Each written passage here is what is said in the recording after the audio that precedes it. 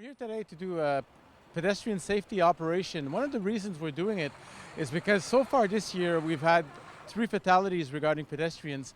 So we're very concerned. Last year at the same time we only had 1 fatality, which is of course one too many. Many reasons can explain maybe the rise in that. It could be due to the behavior of pedestrians and also of motorists who don't respect the right-of-way of pedestrians. So what we'll be doing today is targeting infractions aimed at motorists who don't respect the right-of-way of pedestrians, but also at pedestrians who don't respect the traffic lights. One thing that always worries me is when I see, for example, pedestrians that are crossing at a crosswalk and are listening to music or texting at the same time and totally ignoring their environment. I think it's very important for pedestrians to be aware of their environment.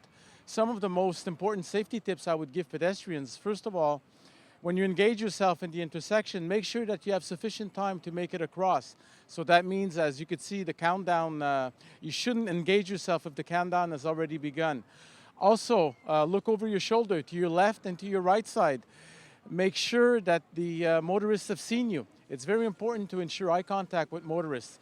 So it's one thing to see a truck or an oncoming vehicle, but make sure they've seen you in order to avoid a collision. Always do what it is you're supposed to do. For example, if you're walking, walk and stay aware of your environment. Don't do other things that would distract you because, if a motorist is there and doesn't see you, the results could be, an injury or even death.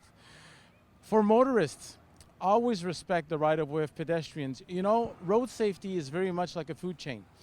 The pedestrians at the bottom of the food chain, and then you have the cyclists, the motorists, and so on.